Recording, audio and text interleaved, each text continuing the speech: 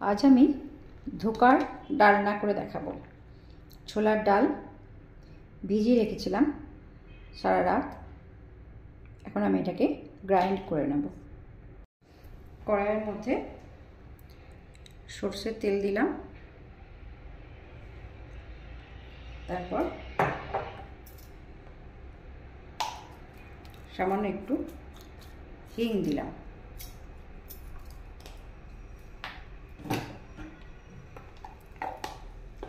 তেলটা গরম হয়ে আসলে ছোলার ডালটা বাটা আছে, আমি গ্যাসটা কমিয়ে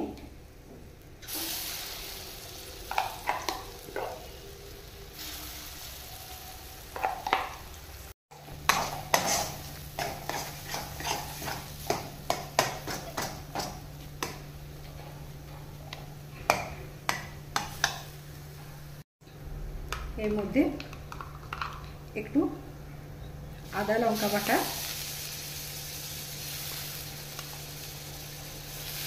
আর একটু জিরে, শুকনো লঙ্কা আর এলাচ, লবঙ্গ, দারচিনি শুকনো খোলায় ভেজে গুঁড়ো করে রেখেছি, এটা অল্প একটু ছড়িয়ে দেব। এখন আমি লবণ দেব না, এটা আমি ভালো করে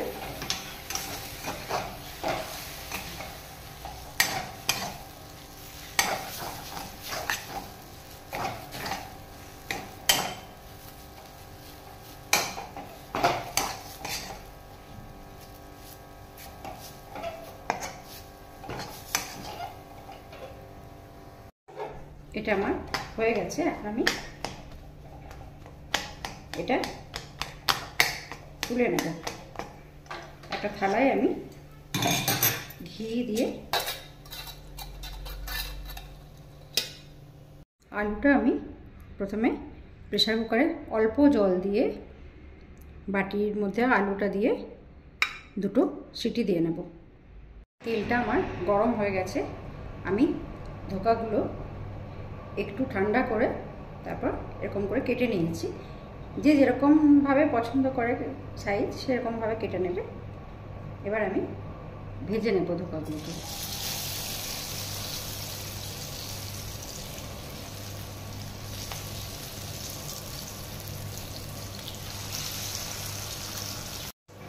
এভাবে ধোকাগুলো আমি লাল লাল করে ভেজে নিয়েছি।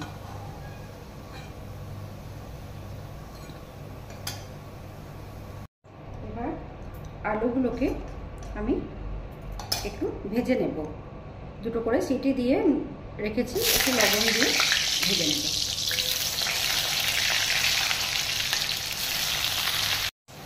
আলুগুলো আমার ভাজা হয়ে গেছে, এবার তুলে নেব।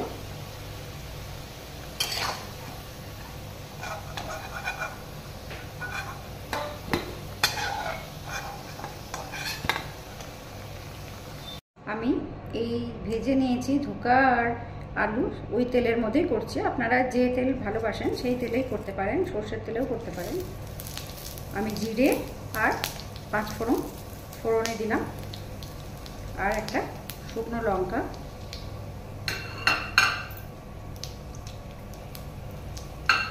এলাচ, লবঙ্গ, দারচিনি, এটা দিয়ে আমি ভেজে নেব। ফোড়নটা ভাজা ভাজা হয়ে গেছে। এবার এর মধ্যে আমি এখানে আদা, কাঁচা লঙ্কা আর কাজু বাদাম পেস্ট করে রেখেছি, এই পেস্টটা এখানে দিয়ে দিয়ে কষিয়ে নেব।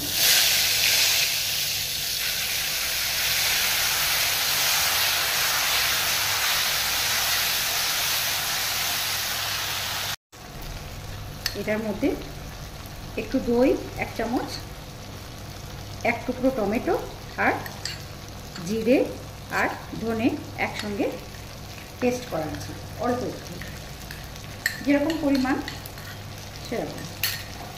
এটাও আমি একসঙ্গে কষিয়ে নেব।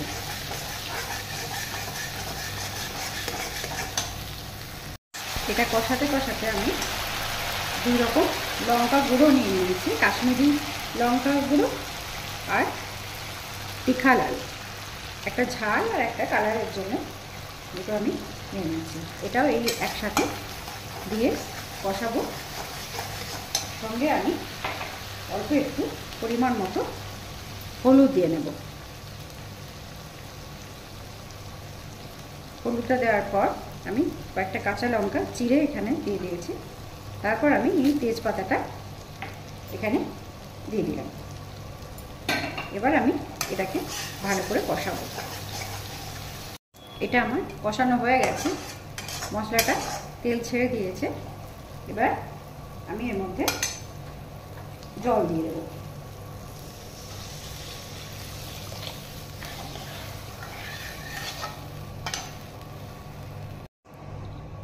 জল দেওয়ার পর এটা আলুগুলো আমি এর মধ্যে দিয়ে দেব। এবার আমি লবণটা দিয়ে দিলাম। ধোকাতে কিন্তু লবণ দেওয়া নেই, ধোকাটা একটু পরে দেব।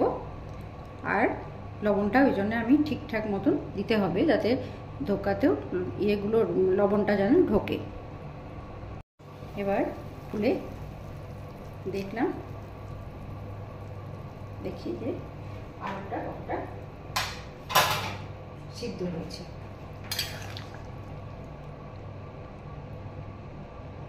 আলুটা সিদ্ধ হয়ে গেছে। এবার এই ভাজা ধোকাগুলোকে আমি দিয়ে দেব। ঝোলটা একটু বেশিই রাখতে হবে, কারণ হচ্ছে ধোকাগুলো ঝোল টেনে নেবে। এটা আমি দিয়ে দিলাম। সব দেওয়ার পর